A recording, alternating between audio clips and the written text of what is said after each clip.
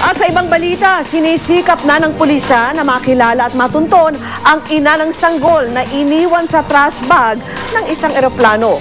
Maayos naman ang lagay ng baby na pinangalan ng George Francis at ngayon nasa pangangalaga ng DSWD. Saksi si Chino Gaston. Hawak na ng mga pulis na iya ang pangalan ng isang Pinay na pasahero ng Gulf Air Flight 154 na siyang posibleng ina ng inabando ng sanggol na ito. Ang pangalang yan, nakuha umano ng pulis sa text message mula sa isang empleyado ng Gulf Air.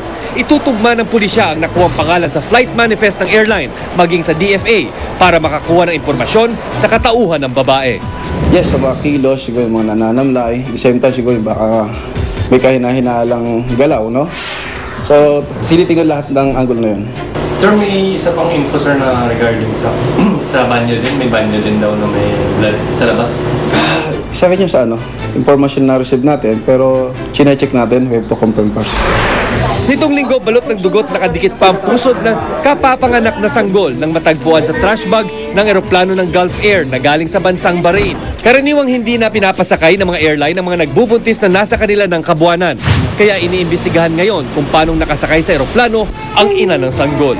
Ayon sa mga opisyal ng NAIA, hindi raw nagbibigay ng anumang statement ang Gulf Air Office dito sa Pilipinas dahil pawang head office lamang sa Middle East ang pwedeng magbigay ng pahayag patungkol sa insidenteng ito. Kanina, inabutan ng GMA News habang sumasailalim sa check-up sa DSWD sa Quezon City ang sanggol. Full term na isinilang. Malusog at maayos daw dumede ang sanggol na pinangalan ng George Francis Dimano.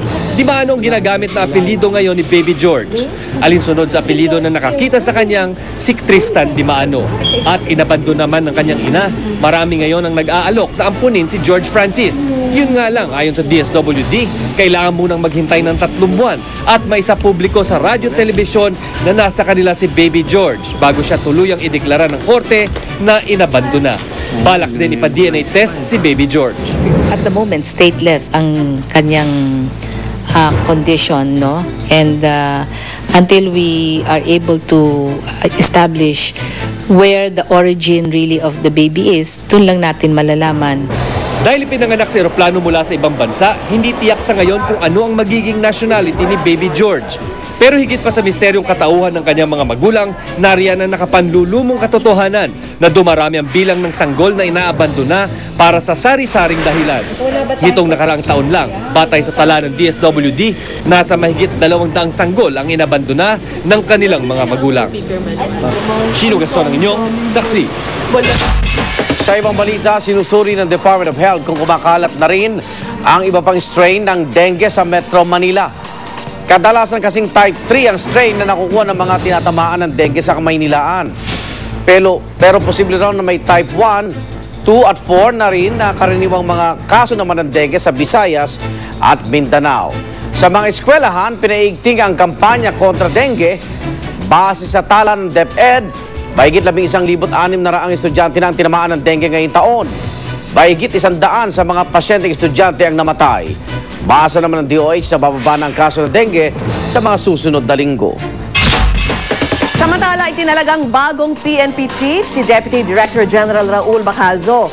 Bago ang kanyang appointment, nagsilbi siyang third in command sa PNP bilang Deputy Chief for Operations. Ayon sa palasyo, mismong si Pangulong Noynoy Aquino raw ang nag-background check kay Bacalzo pati na sa iba pang kandidato sa posisyon. Papalitan ni Bacalzo si Police Director General Jesus Versosa na piniling iwan ang pwesto ng mas maaga sa mandatory retirement sa Disyembre. Pangungunahan ni Pinoy ang change of command ceremony sa Camp Crame bukas. At sama-sama natin saksihan, Ombudsman na si Lidas Gutierrez iniling sa Korte Suprema na pigilan ang impeachment proceedings laban sa kanya. Lady Gaga napaluhan ang tanggapin ang isa sa 8 niyang parangal sa MTV Video Music Awards. At exclusive, Manny Pacquiao nagsimula na mag-ensayo para sa laban nila ni Antonio Margarito. Balitang hatid ng isang liga ng katotohanan. Sama-sama nating pagiging saksi.